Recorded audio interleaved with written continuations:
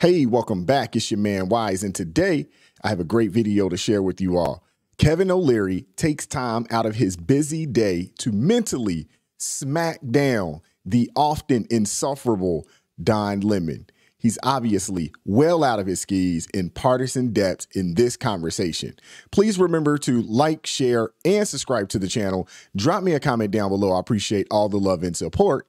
And before we get into the video, we must have a word from our sponsor, Child Light Candles.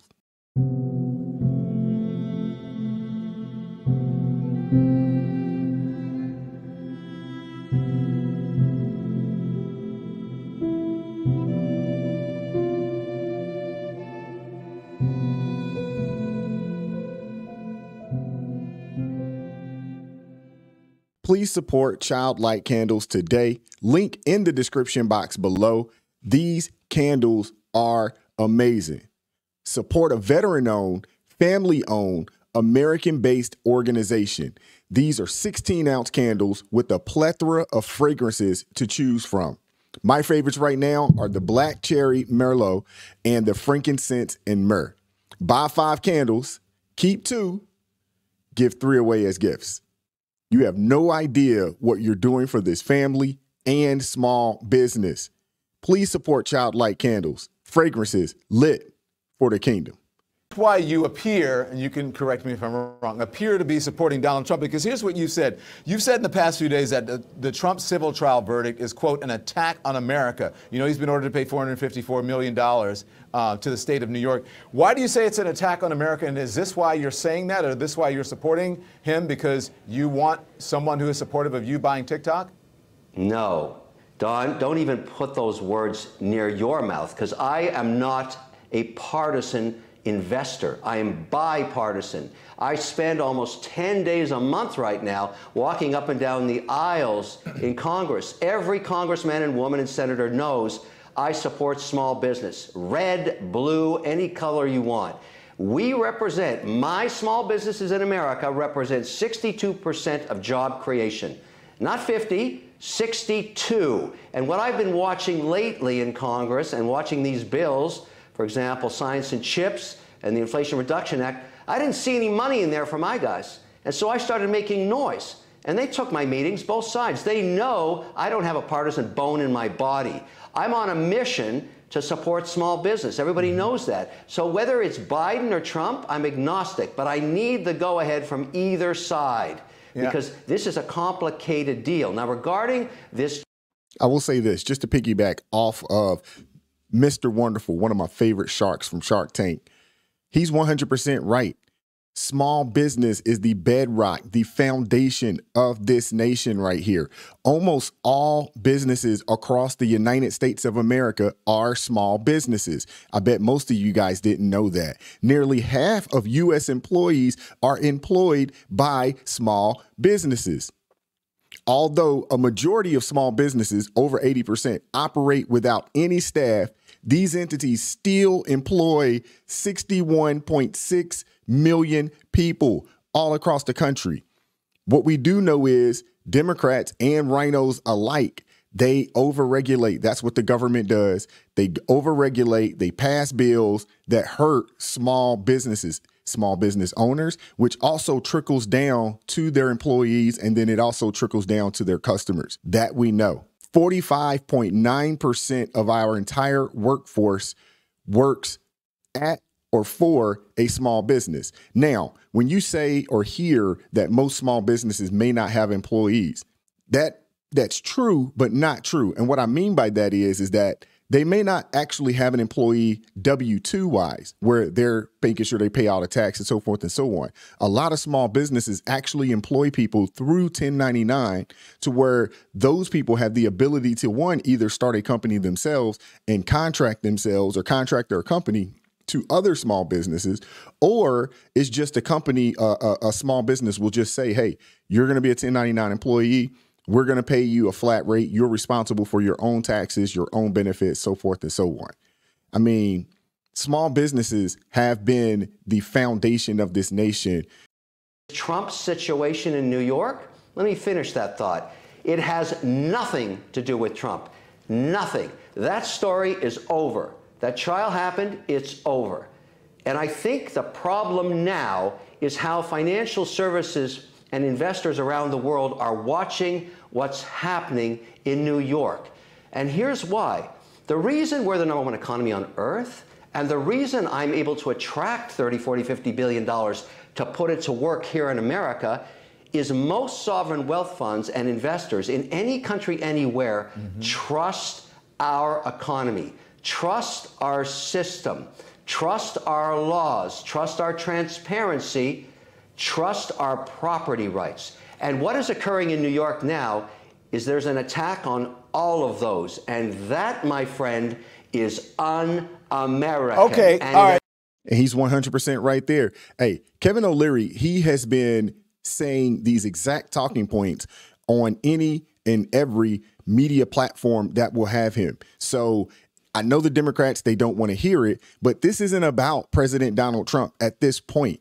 It's about small business and the ability to operate business in a free, fair market economy.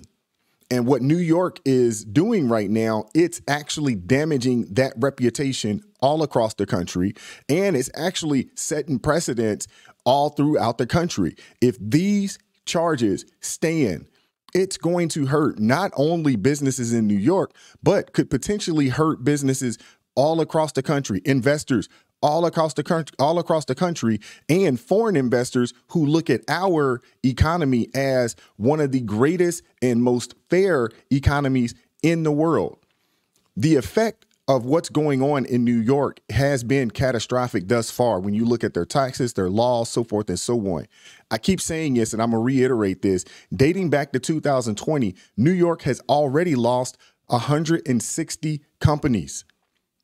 Those firms leaving, they took $1 trillion in tax revenue away from the city and the state of New York. They may not ever recover from that. This situation potentially could cost even more jobs and more tax revenue. It's definitely going to stop investors from being willing to go and put money into a city and into a state that, for the lack of better words, is anti-small business, anti-development. It's outrageous. It has nothing to do with Donald Trump. Let me follow up on that, because on this civil trial ruling thing, because you said that you will no longer invest in New York. I'm wondering if that's just a bluster, or do you think this ruling will truly hurt New York business and real estate? We're in the middle of this thing. You know, remember, I'm just one investor, but I talk to many of them. Nobody would put money or big money to work in a project in New York right now until this circus is over.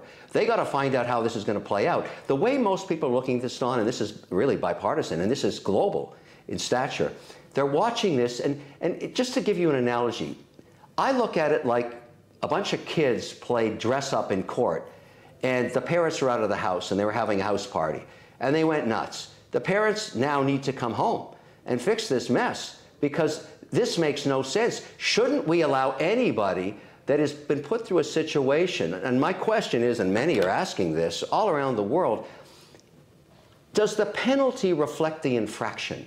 Regardless of the trial, I don't care about Donald Trump on this. Is it right to charge $500 million against an infraction where there were no monetary losses? Okay, so wait, that's question. I've heard that, Kevin. I know we can debate that. I've heard that. No, let me. No, if there should be a monetary infraction or a penalty, which sounds like there will be, should it be $500 million? Because there's never been a $500 million bond. So that means Kevin, this case can't get an appeal. Listen, I want to go through everything. Don Lemon is completely out of his skis here. He doesn't know what he's talking about. He should not be having this interview, but I guess it makes for good content for him and for those of us to react to. Who was hurt by the fraud, or quote unquote fraud, in this situation? No one. No bank was affected. No bank was hurt. No bank lost money. All the loans were paid back, and paid back on time. Under this statute, however, New York Attorney General did not have to show. Under this statute, however, the Attorney General, she did not have to show where there were any victims in this particular fraud case. So they could have done this at any point. And honestly, they could do this right here to any real estate investor in the city of New York. But this case, it was timed right on point to damage Donald Trump's 2024 campaign. That's what this is about. This trial, if they really wanted to, this trial could have been brought on many years ago if they really wanted to. But on purpose, they waited until right in the middle of the campaign. Now, the investigation into these fraud claims, it started about 4.5 years ago. That's when this investigation started. It also coincides with when Attorney General Tish James took office. She took office in 2019. She ran her entire campaign on bringing Donald Trump. So I would assume while she was running her campaign, somebody had already funneled information to her to say, this is how we can take him down. On top of that, in this case, Trump says that he was denied a jury trial. This Judge Engeron, I believe I'm pronouncing his name properly, he infringed on Donald Trump's 14th Amendment right, the process of or the right to due process, and he also infringed on his 7th Amendment right, a right to trial by jury. He asked for a jury trial. It was denied. So not only, is this case pretty much a sham, but they are violating this man's rights. And the thing is that if this case stands, anyone who invests in New York, when they decide to come after you for whatever reason, they can do so if this case stands.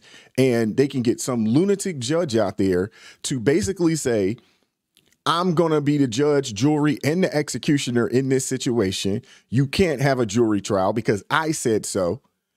It's a mess. This is not the American way. That is not how we operate business in this country. They're trying to take us to some third world, communist, dictatorial type situation.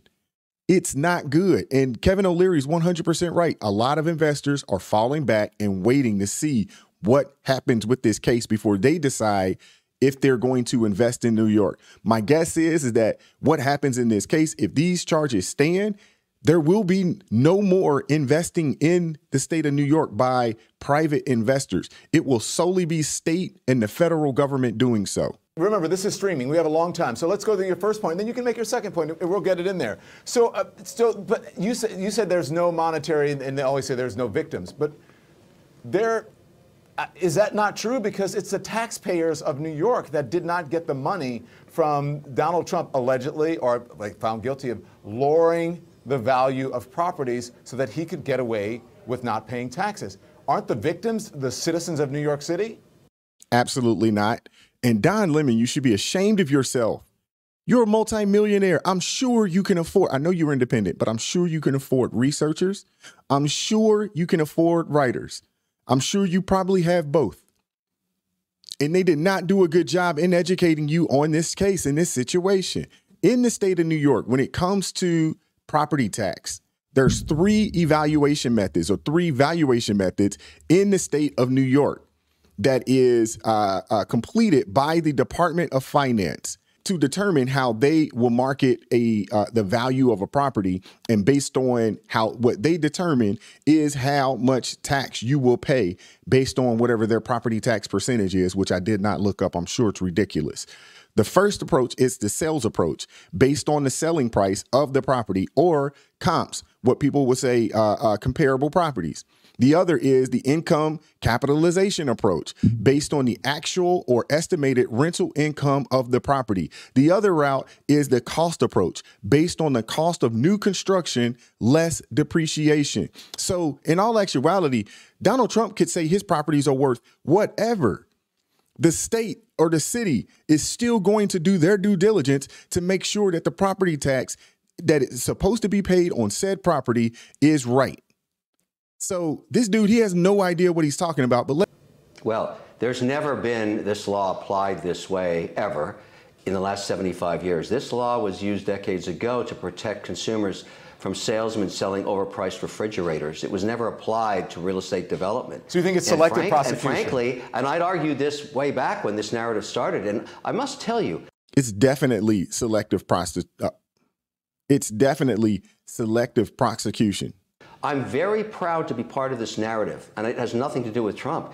I am glad we're having this debate, you and I, right now, and it's being debated openly in discourse everywhere, not just domestically, but all around the world, because this looks like the improper use of a law to impute an incredibly heavy fine that I assume will be tested by the Eighth Amendment before this is over. Because one of the great amendments in the Constitution that protects our economy and makes us the bastion of capitalism is the Eighth Amendment, which protects against outcomes like this. And it hasn't been tested yet. My only beef, Don, and even I'll give it to you, if you want to claim all these concerns about New York taxpayers, great, but shouldn't this get an appeal process like anybody else gets? Or should all of the assets be seized? Is that a good look on New York for investors around the world? Is that a good look on America? Is that the message you want to send to people in Switzerland and in United Arab Emirates and in France and in Denmark, places I'll be going to raise capital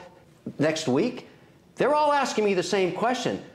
When are the adults coming back to New York? Okay. Where are The Eighth Amendment protects against imposing excessive bail, excessive fines, or cruel and unusual punishment. Now, what we will say is Democrats, they've been either getting rid of bails, getting rid of bonds all throughout Democrat-led cities. But this situation, for whatever reason, they went the most excessive route they possibly could go in this situation. They are literally walking contradictions when you look at this particular case with Donald Trump in comparison to how they handle anybody else in the cities, especially when you look at New York. If you guys recall, there were, 6 or 7 illegal migrants that jumped on police officers, and they were let go within 3 hours on their own recognizance. It's outrageous how they're going about doing this. And it's crazy that you have people like Don Lemon that are okay with this type of behavior by the judicial system up there in the city of New York.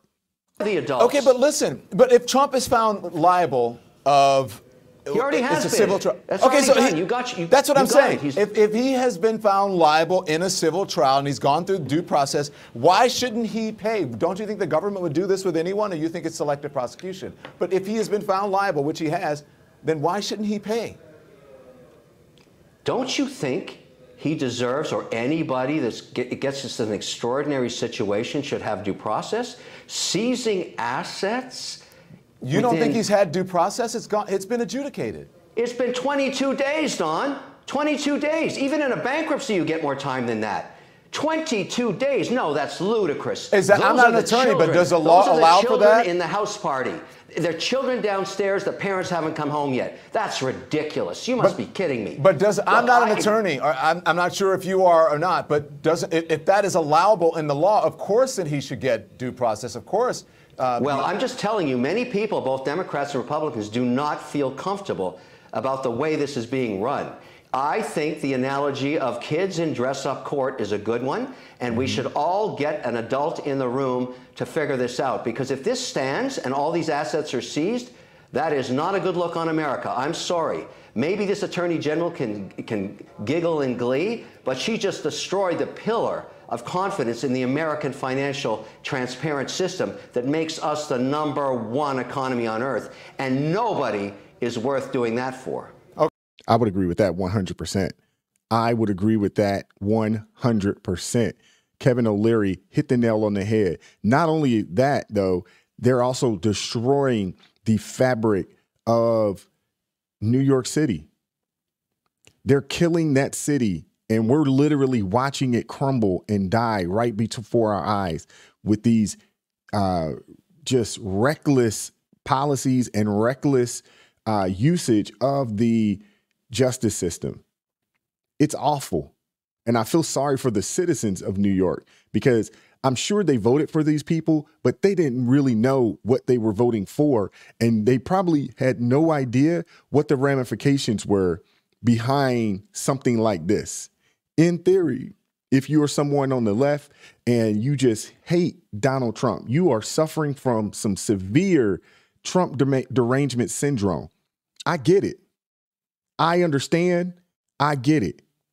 But you don't know how this case is going to affect your city, your state, and most importantly, your life. Because when your company leaves, when the only jobs that are there are county and state jobs, and only but so many people can work there, and all the tax revenue is gone from private sector business, what in the world is New York going to do?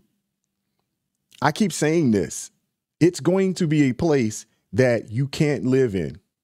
It's going to be uninhabitable, not because it's not a good city as far as, you know, the demographics, so forth and so on, the people there. It's because the laws and the way they've utilized and weaponized the judicial system is outrageous. It's just mind-boggling to me. And the fact that you have people on the left, you have people in mainstream media that was just so giddy. They were so excited. They were so happy because they thought that this man was going to have to, you know, give away basically properties for nothing or pennies on the dollar, or the city was just going to be able to seize the properties. You had people out there almost dancing a jig at the thought of this happening. And they were frustrated and upset that it didn't happen. Thankfully, due process is working. Thankfully, we have a group of appellate judges who are looking at this case objectively and saying, let's fall back on that. I still think the $175 million penalty is excessive. I still do. But at least it cuts it down in half, opposed to the $500 million or actually over $500 million bond that it was initially. It's still unfortunate, but it's better than what it was. Let me know what you guys think. I hope you all enjoyed this. Like, share, subscribe to the channel. Keep God first in your life, America first, and I'm going to catch up with you all next time. Peace.